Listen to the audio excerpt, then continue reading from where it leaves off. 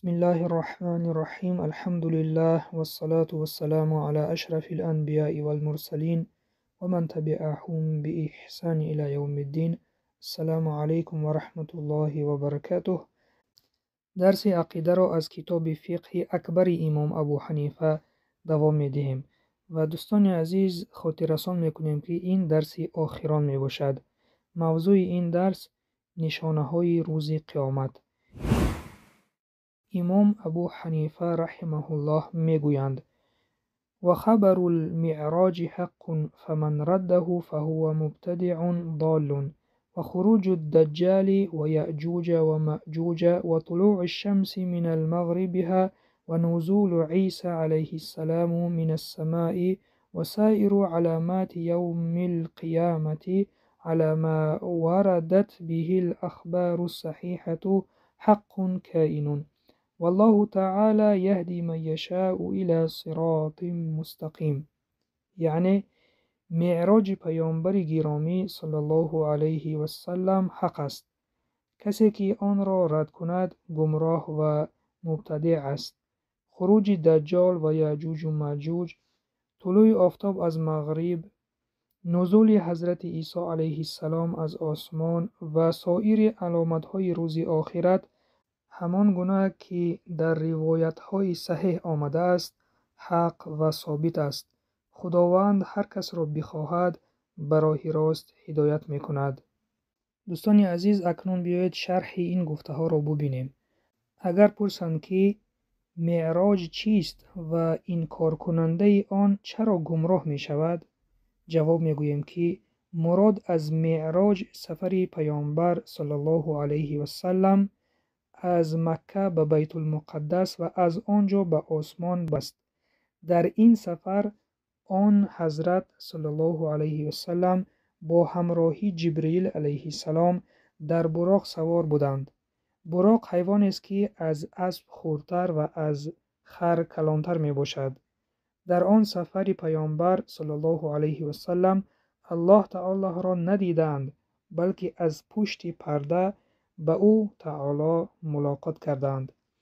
گذرانیدن 5 وقت نماز را الله تعالی در سفر مذکور فرض گردانیده است و مدت آن سفر همگی چند ساعت از شب ادامه کرده است.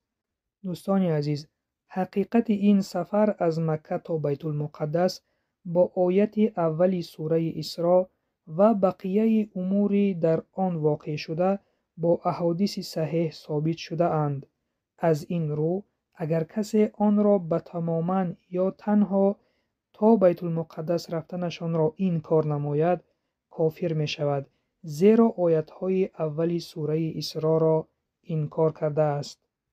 و اگر سفری به آسمان برآمدن پیامبر صلی الله علیه و سلم را انکار کند، چنین شخص گمراه گردد به سبب آنی که حدیث های صحیح را انکار کرده است. و اگر پرسند که دجال کیست، جواب میگوییم که دجال مردی یک چشمه می باشد که در آخر زمان پیدا شده دعوا می کند که او خدا است و مردم را برای پذیرفتن بندگی خودش فرا می خواند. بعضی شخصان دعوتش را می پذیرند و او را عبادت می کنند. برای باور کردن خدا بودنش بعضی کارهای غیر عادی را انجام می دهد، به مثل کشته و زنده کردن انسان و دیگر کارهای غیر عادی را نشان می دهد. و اگر پرسند که یأجوج و مأجوج کیهایند، جواب می گوییم که اینها قومی فسادکار اند در روی زمین که از قدیم به این صفت مشهور می باشند.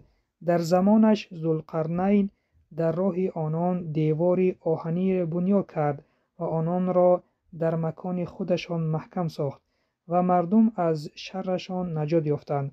اما در آخر زمان دوباره راه خود را باز می کنند و به فسادکاری مشغول می گردند.